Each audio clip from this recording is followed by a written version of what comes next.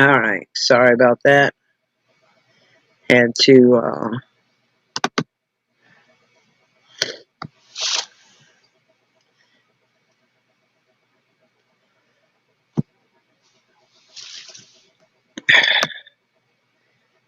redo it because I was in private mode and didn't realize it because I was doing a test last night when it was having issues, and so I tested in private, and then I forgot to unprivate it. I know that's not a word, but I make up my own words, as my daughter could tell you.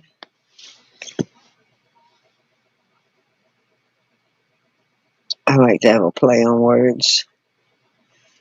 Anyway, I'll give it a few minutes.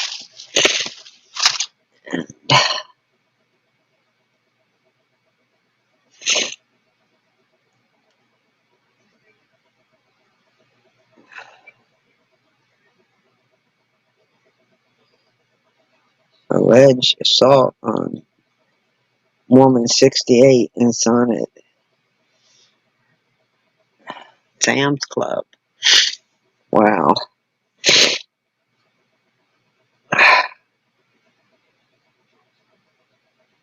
I don't know anymore. Video shows alleged police assault on the woman 68 and son at Sam's Club. Lawsuit filed.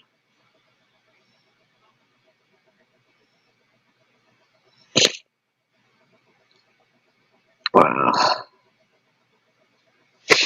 Let me see if I can share. Let me try.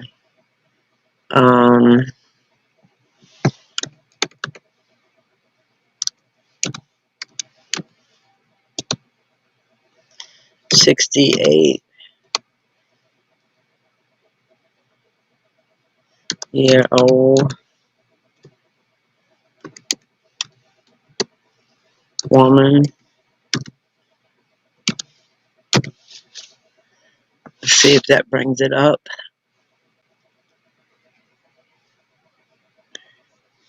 Yeah.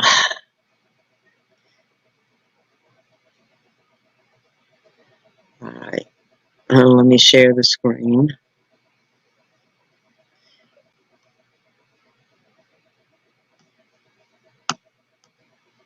Make sure it doesn't cause any buffering.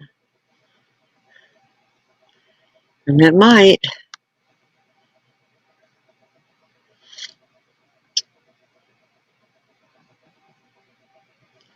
They were falsely accused of stealing a TV that they had purchased.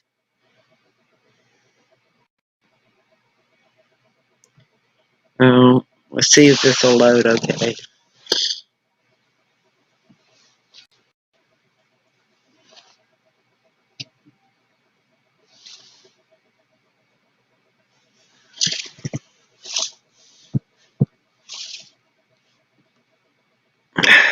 And it looks like it's going to take a minute to load.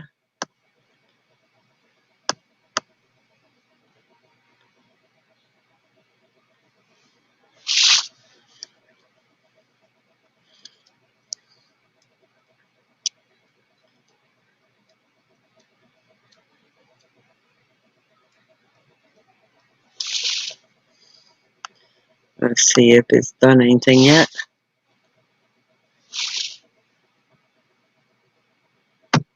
See, some of these news channels are so heavy that can't really watch them on here. They do so much buffering and take so long to load. It definitely doesn't take the replace of TV. I know that. This disturbing video, shot by a Sam's Club customer, shows the moments Marvia Gray and her son Derek were arrested on March 23rd. Took me by my purse and just slammed me to the floor like I was some kind of nothing. And then I'm like, watch it, you guys, y'all hurting me. What you doing? What is going on? In the video, you can hear her son screaming with blood on his face. I'm looking at these police just beating them and kicking them and all of this. I said, they're going to kill him.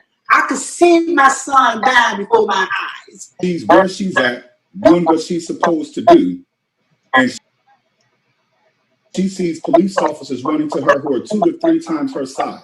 William Daly is one of Gray's attorneys. The lawsuit states the Grays were returning a TV they bought earlier that day when officers, quote, violently and physically arrested her. Could you imagine your grandmother being treated that way? The lawsuit says the Grays both suffered injuries and that Derek Gray received several stitches and metal staples. It also says police returned the TV to them the day after the incident.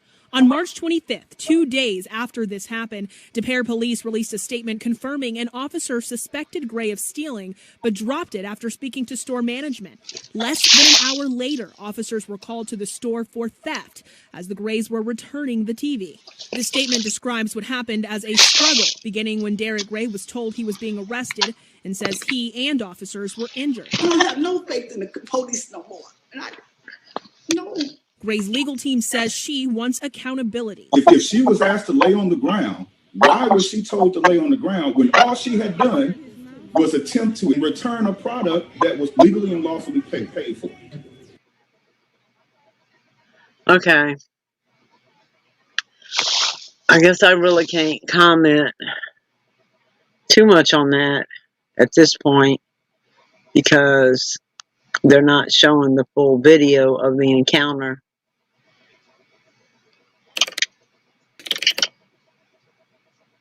It's unfortunate that that happens in today's world. But I can tell you that I once went to, when I still worked at the bar, I went to Walmart before I had to go to work to get some Motrin and some hairspray and toothpaste, you know, stuff that I needed.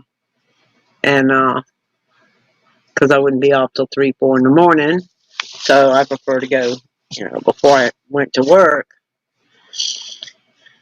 And because they had no hand baskets, you know, the little carry baskets to carry small items, because they had none. They only had like 3 in that store every time I went there in Chesapeake. And so those 3 were out. And anyway, so I'm trying to carry all these items in my hand, you know, because I'm not going to get a big cart because I'm only getting, you know, like 20 items, which, like I said, they didn't have the hand baskets. You don't know that till after you walk past the push carts, you know, the big carts. And I'm in a hurry because I still got to make it through rush hour traffic from Chesapeake to Virginia Beach. But anyway, so I'm grabbing my stuff. And because I don't have a basket, because they don't have any, one of the items fell out of my hand and rolled under the counter. Now, I could have left it there and just picked up another item off the shelf, the item that fell. But I'm not that kind of person. So I get down on the ground to get up underneath the shelves to get the item that had fell and rolled under. So anyway, I pay for my items, and I'm walking back to my car so I can go to work, and 3 police officers follow me, and they tell me that if I get in my car and drive, I'm going to be arrested. I'm like, excuse me? And they're like, yeah, the one older, mean, ill-informed, unintelligent officer said, yeah, if you get in your car, I will pull you and arrest you. And I said, why? He said, because we got a report that you fell down in the store, and how much have you had to drink? I'm like, officer, I don't drink, nor do I do drugs. And you're holding me up. I'm trying to get to work in Virginia Beach. And For decades, UK has been a cheerleading dynasty. Its hold on, let cheerleaders me winning the pause 24 this. national championships in 35 years. But now this, the swift firing of all 4 cheerleading coaches, including head coach Jomo Thompson, for what administrators call lax oversight of the team during off-campus retreats and I don't know how to trips. pause The this. I firing guess is a I just result have of a to 3-month internal leave the investigation channel. that All right. So anyway, all right, back to the Walmart almost arrested story. So I said, well, officer, you can go back in and look at the video. That's not true. And, you know, because you know the store's got video everywhere. This is a Walmart. And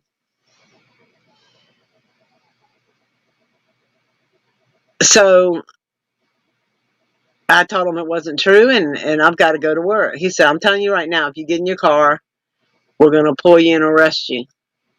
I'm like, on what grounds? He's like, because I believe you've been drinking. Matter of fact, I smell alcohol. I said, no, you don't smell alcohol. I did brush my teeth and use mouthwash before I came out the house to run in here to grab what I needed before I went to work. But you don't smell alcohol. And I didn't drink any mouthwash. Anyway, he's standing there calling me a liar. So I said, well, one of y'all give me a drunk test. You know, that thing that you breathe in. I'm like, give me a breathalyzer. That'll solve this right now. I don't have to give you a breathalyzer. This is what he's telling me. I don't have to give you a breathalyzer. I said, so you don't have to give me a breathalyzer. You're accusing me of something that's totally unfounded. And you're holding me up from going to work.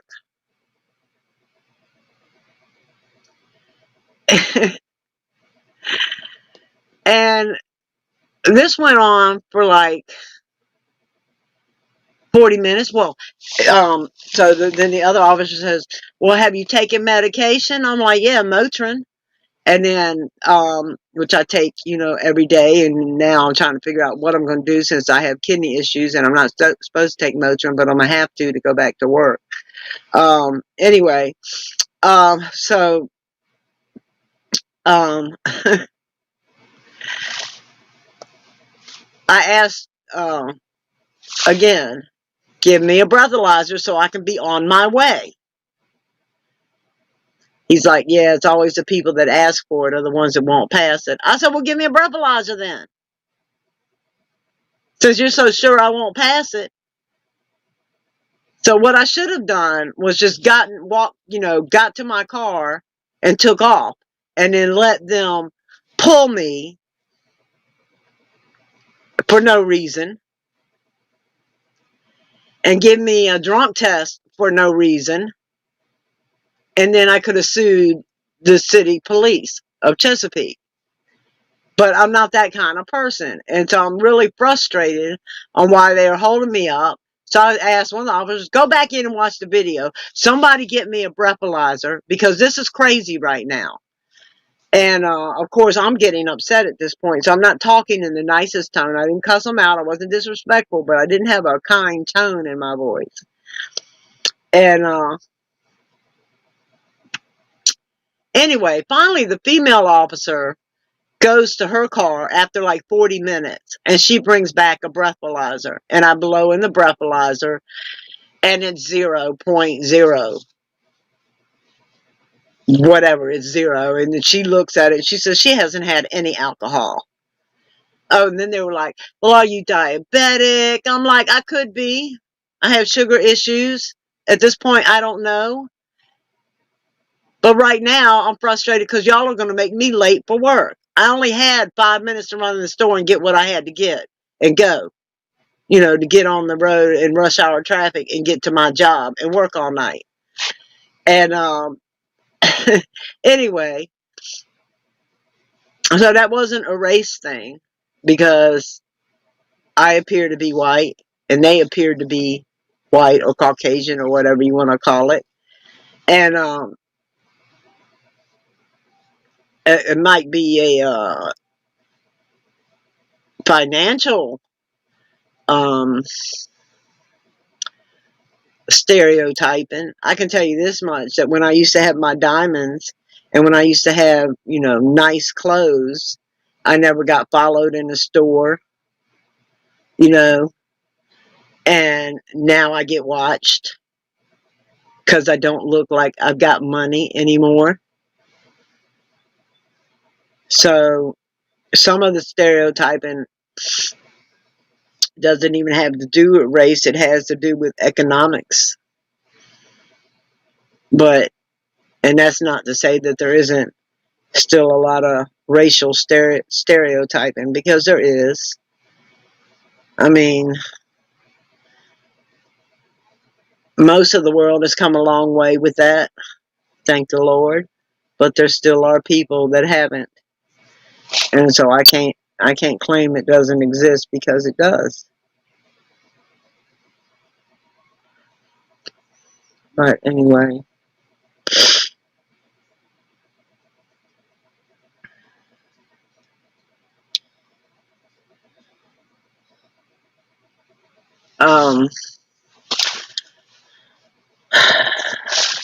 so I guess we can look at the earthquakes, and there isn't a lot of activity on the satellites. Shoot, where am I? Live earthquakes.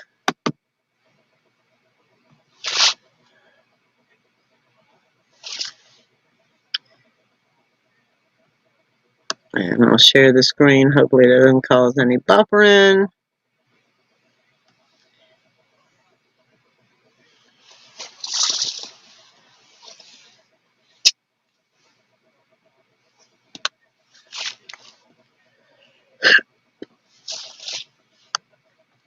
So I know Nevada had some more today.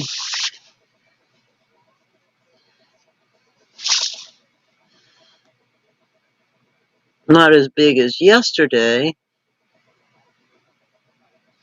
but still.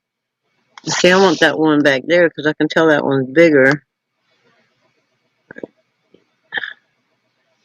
Oh, they had a 5.0. Wow. So yeah, they're going back up. So what, I think yesterday it was a 4.3 was the highest, and now they're going back up. Now they're at a 5.0 again. So we need to pay attention, me and Larches, to this area.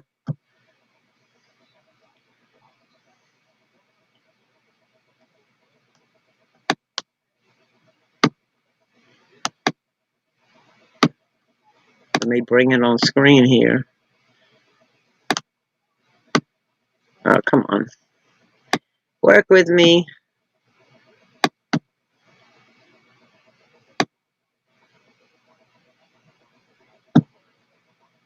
Well, it's too far down. Come up. I don't know, I made it so big I can't find it. Alright, let me make it smaller. There we go.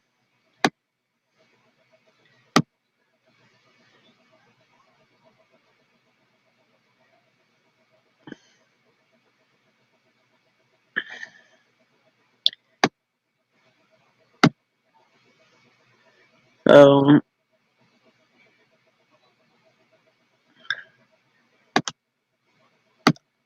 come on.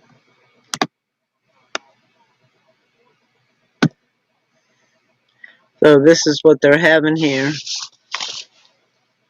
I guess they're in a swarm 2.7, 2.6. These are all Nevada.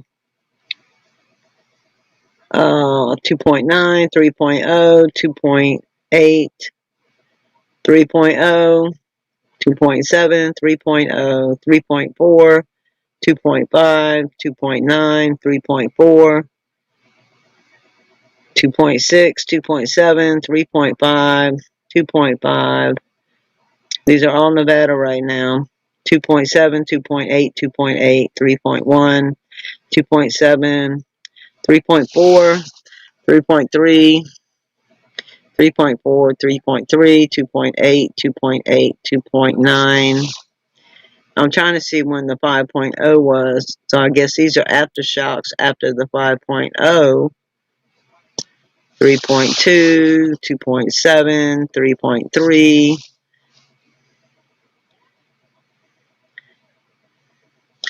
Some are 2.8 kilometers in depth. Some are 4.0. Some are 6.9, 7.1.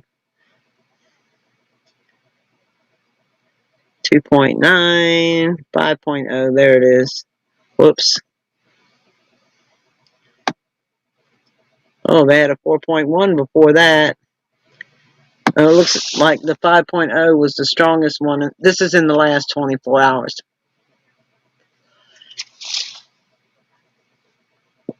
They're having so many. So now I guess they're in an earthquake swarm for some reason. They had a 4.1, a 3.1, and 2.7. This is all before they got to 5.0. 3.6, 2.8. These are all Nevada right now. 3.3. Remember when that part of California went through that? The swarms had a 4.0 earlier. 3.3. Wow. So these are, and these two, the red ones are in within the last hour. So they're smaller, 2.7, 2.6. So they appear to be aftershocks. But they had a 4.1, and then they had aftershocks, and then they went up to a 5.0, and then they had a bunch of aftershocks. So,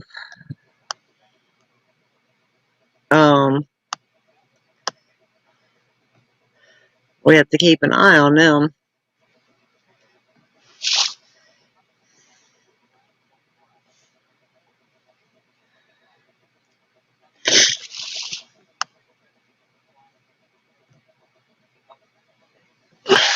Earthquakes in diverse places, definitely.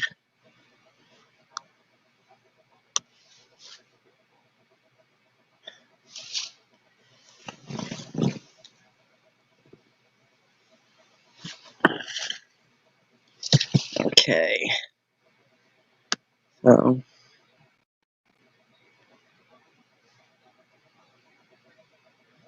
let's see if there's any,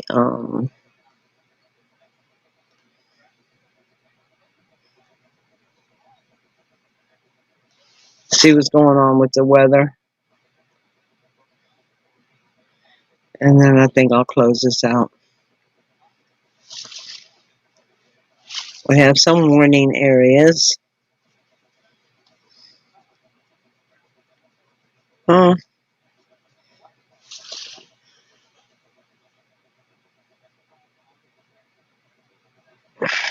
see what they are. Georgia, Bryan, Chapman, and Effingham counties in Georgia. Haskell, Jones, Shackelford, and Throckmorton, Texas. Dawson, Garfield, Macomb, Phillips, Richland, Roosevelt Valley, Montana. Weld, Colorado.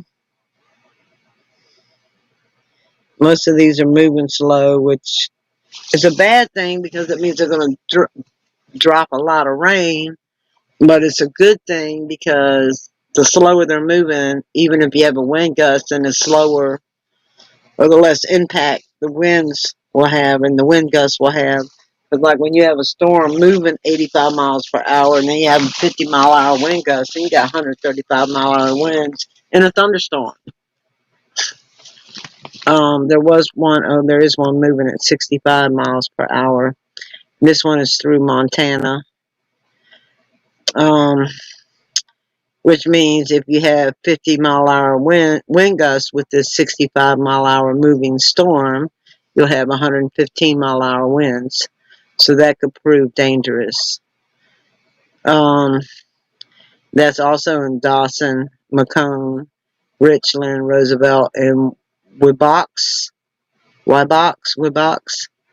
Montana.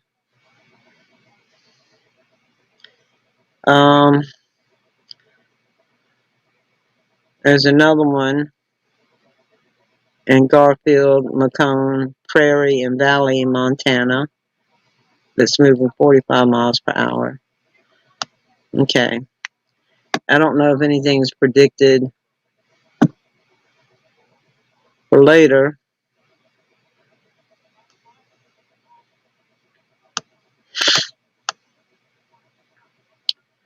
Hopefully not, because people can't, there's enough going on in the world right now without the threat of severe storms and the damage from flooding and tornadoes and winds and hurricanes, and it's definitely going to continue to take an economic effect on things. So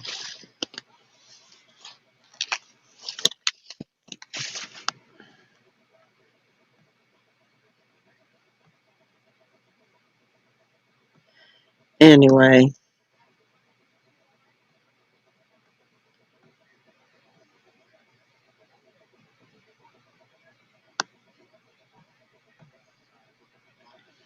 that's that.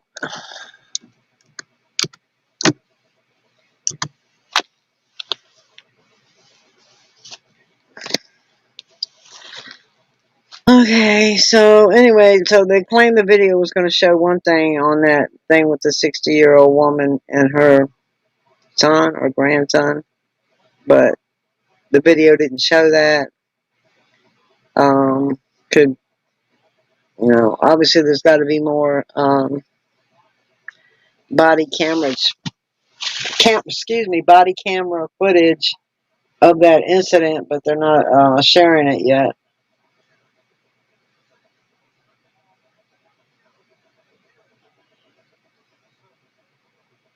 No.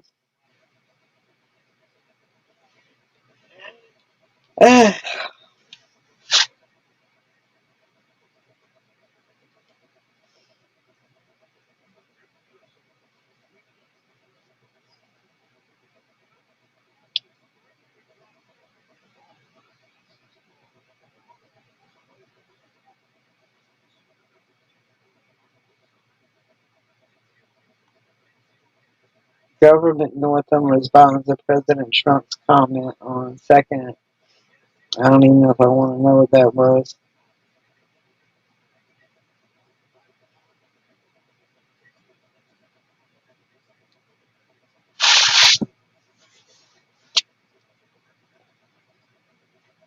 It's not Arthur Staub system bringing Outer Banks more strong winds and high surf, beach erosion and overwash, and numerous other things.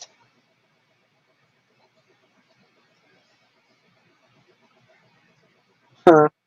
I wonder what they could be saying it is now. Remember, I told y'all that we keep getting these high surf advisories around here that we didn't used to get when there's no storm sitting out there.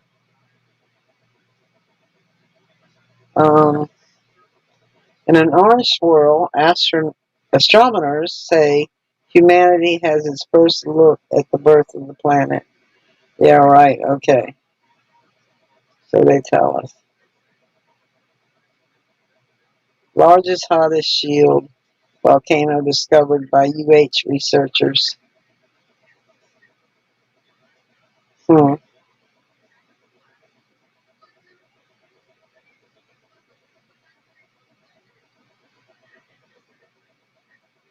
Oh, this is interesting. Colonizing Mars may require humanity to tweak its DNA. Well, now, that's an interesting article. Let me read that again. Colonizing Mars may require humanity to tweak its DNA. If humanity is ever going to settle down on Mars, we may need to become a little... Do I even want to read this article?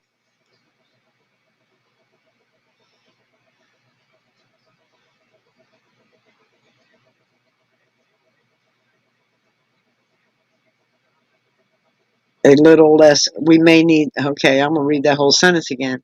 If humanity is ever going to settle down on Mars, we may need to become a little less human. Crewed missions to Mars, which NASA wants to start flying in the 2030s, will be tough on astronauts, exposing them to high radiation loads, bone wasting, microgravity, and other hazards for several years at a time. But these pioneers should still be able to make it back to Earth in relatively good nick. Yeah, right. Agency officials said. It might be a different story for those who choose not to come home, however. If we want to stay safe and healthy while living permanently on Mars or any other world beyond our home planet, we may need to make some tweaks to our species' basic blueprint, experts say. Genetic engineering and other advanced technologies may need to come into play if people want to live and work and thrive and establish their family and stay on Mars. Kenda Lynch, an astrobiologist and geomicrobiologist at the Lunar Planetary Institute in Houston, said on May 12th during a webinar hosted by the New York Academy of Sciences called Alienating Mars Challenges of Space Colonization.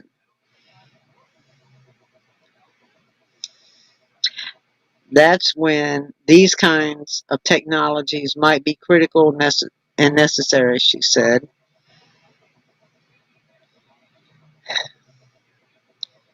Genetic enhancement may not be restricted to the pages of sci-fi novels for much longer. For example, scientists have already inserted genes from tardigrades, tiny, adorable, and famously tough animals that can survive the vacuum of space, into human cells in the laboratory. The engineered cells exhibit a greater resistance to radiation than their normal counterparts, said fellow webinar participant Christopher Mason. This is crazy. They better quit playing with God's creations. NASA and other space agencies already take measures to protect their astronauts physically via spacecraft shielding and pharmacologically via a variety of medicine. So it's not a huge conceptual leap to consider protecting them genetically as well, provided that these measures are proven to be safe. And are we maybe, and that's what it says, and are we maybe ethically bound to do so? He said during the webinar. I think if it's a long enough mission, you might have to do something assuming it's safe, which we can't say yet. Alrighty then. That's just crazy.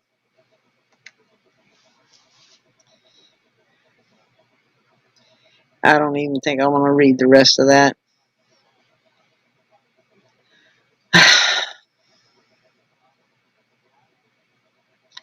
Oh yeah, I didn't even tell y'all about this. I forgot.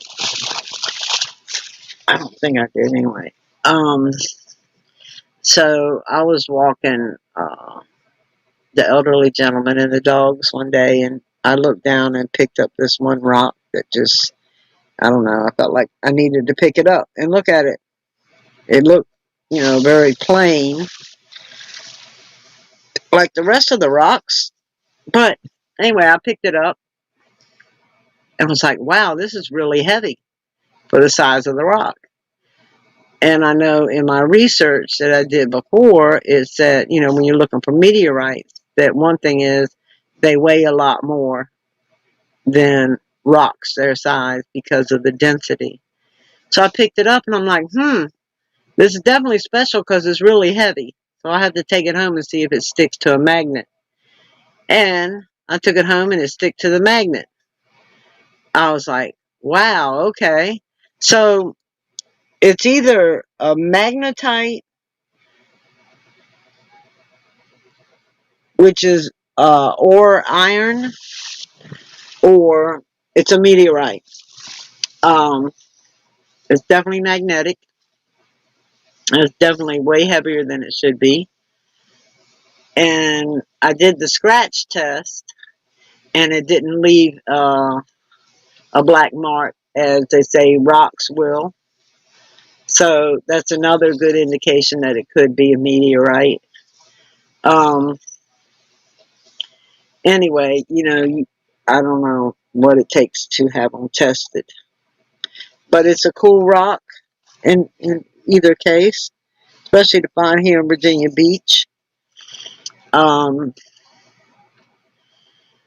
so I'm going to save it for my grandson to add to his rock collection.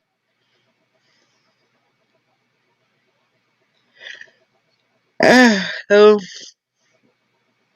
I guess it's a 50-50 chance it's either meteorite or it's magnetite. The only other test I know that you can do that doesn't cost you is you put it in water, like you measure out the water and then you put the rock in, and that's how you can tell the density of it. Because how much, like if you start off with a cup of water, how much it rises when you put the rock in, and then they have a math equation to figure out the density of your rock. I already know it's really dense because it's really heavy for the size. So that won't really answer anything for me. Now, what I don't know, I know that magnetite is heavier than normal rock too, because it's got a lot of iron in it. Which is really interesting when you do the research on how it gets the iron, how it becomes magnetic, actually. Anyway, just so y'all know, you can be walking and look at something that looks like just an old black grayish rock, and then you pick it up and find out, hey, that's really heavy, heavier than it should be. And then, first test is to test it to a magnet and then go from there. Anyway, I found that interesting. So I'm just rambling on, trying to keep my mind off my own things.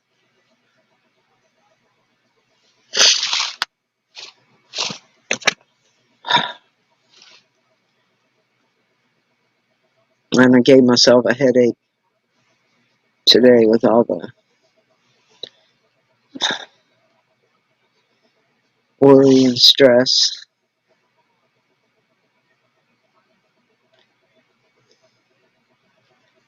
Okay, let's see what else. Something's buffering again. Oh, at least that was quick. Okay, so the scientists say the sun experiencing less active phase won't cause an ice age.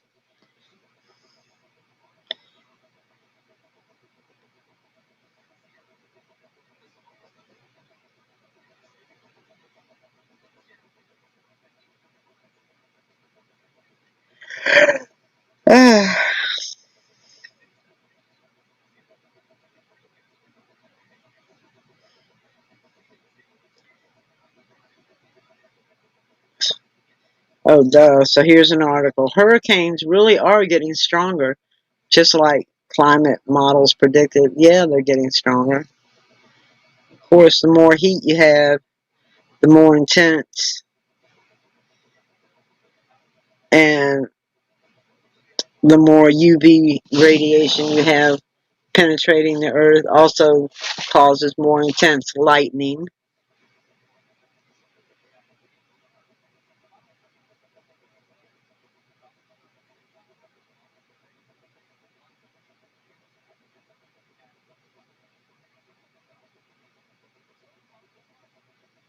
Hmm.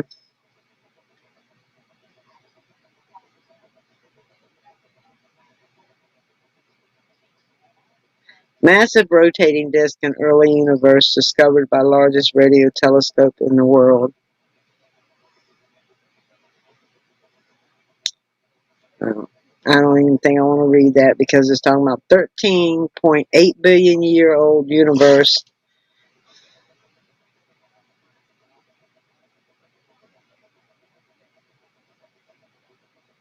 Um,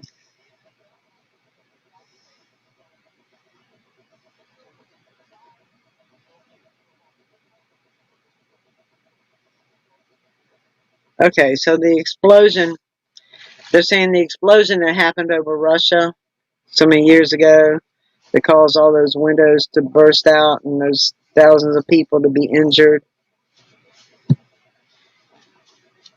Oh no, I'm sorry, this is the one that bursted over Siberia in 1908. Well, now they're saying they believe it was caused by an asteroid that still orbits the sun.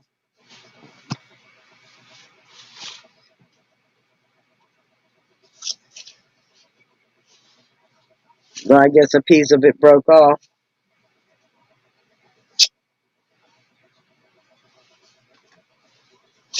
or got knocked by another asteroid or whatever.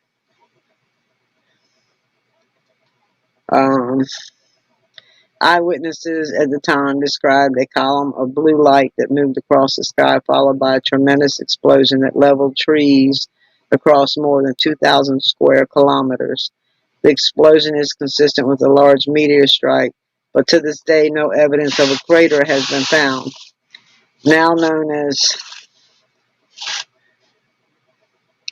one of the challenges in the study event is its remoteness. The region is sparsely populated, and the event only had a handful of witnesses. Scientific investigations of the event didn't occur until the 1920s. It was then that the impact region was mapped and early searches of impact crater were undertaken. By the 1960s, it was clear the event was similar to an airburst nuclear explosion with an energy of about 5 megatons.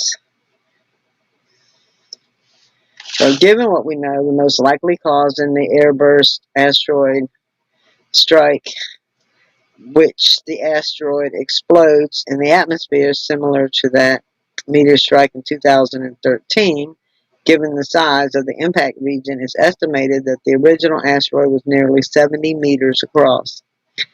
This would explain why no large impact crater was found, but fragments were found soon after the impact of 2013, and one would expect fragments to have reached Earth from the 1908 one. Despite several searches, nothing has been found. Such a massive leak of natural gas or even an explosion of an alien spacecraft, but a new study argues that there are no fragments because the asteroid didn't fragment after all. Instead, it glanced off the Earth's atmosphere. So they're saying it was big enough and strong enough that it caused all those trees for all those miles to be flattened, but it bounced back off the atmosphere. Okay. Meteors have been known to deflect off the atmosphere before. The most famous event was the Great Daylight Fireball of 1972. It was a rock the size of a truck that skipped across the upper atmosphere. The meteor was seen across parts of Utah and Wyoming. The team looked at whether a similar glancing impact could have created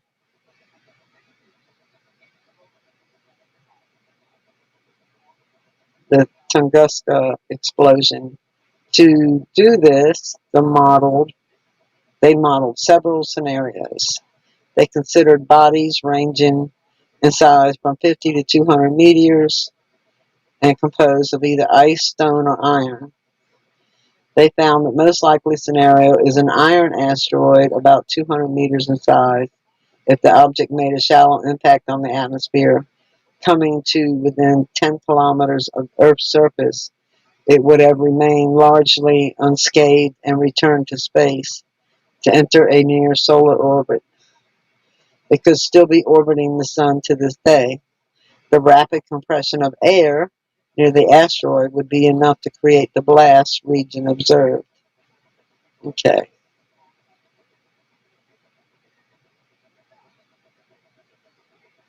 so they say.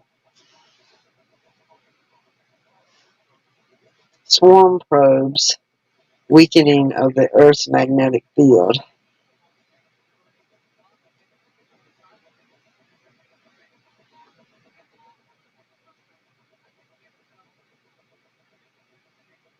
We already know that Earth's magnetic field is weakening.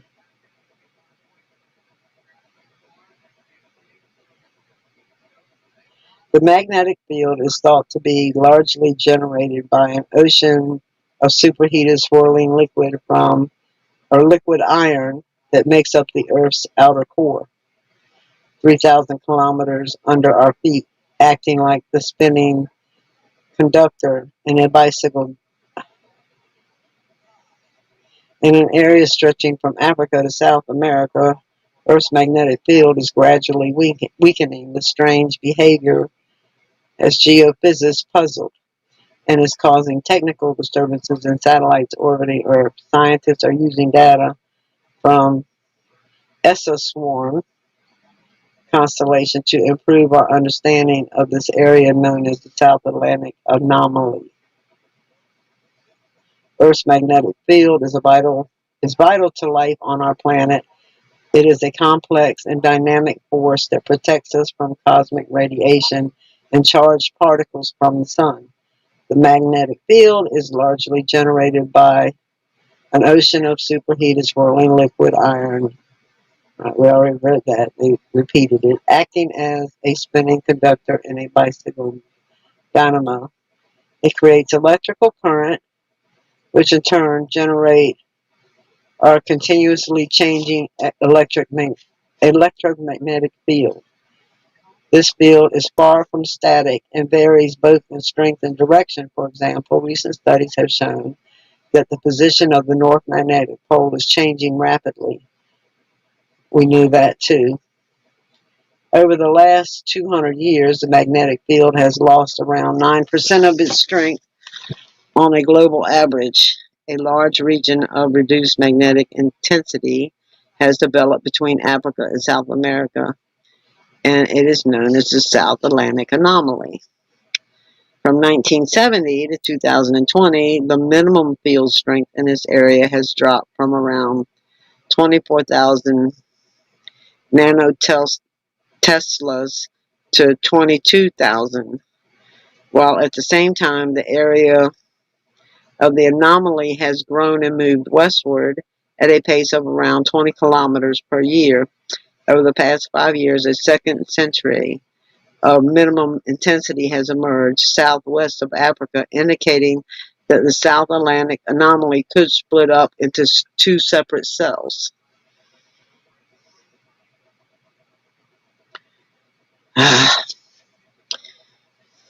Earth's magnetic field is often visualized as a powerful dipolar bar magnet, at the center of the planet.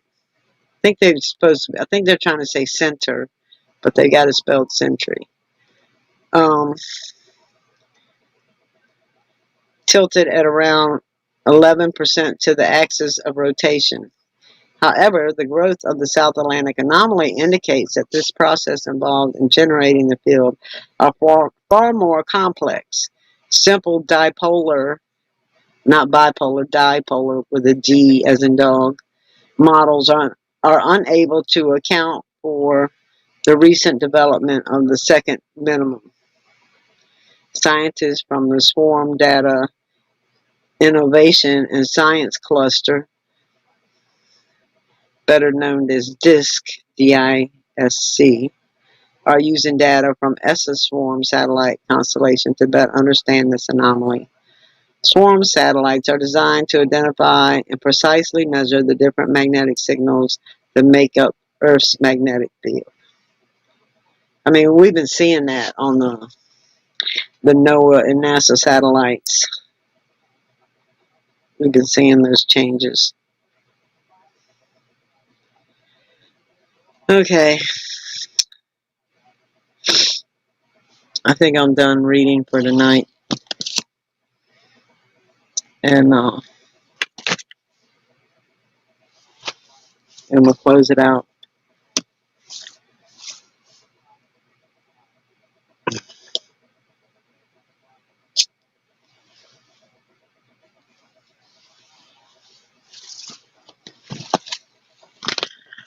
So,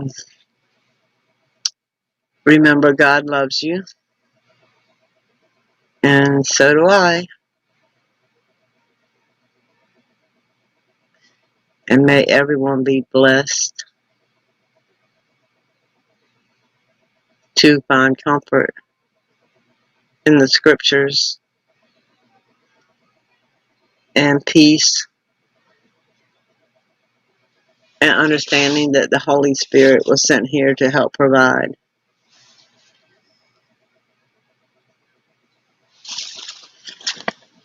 God bless you all.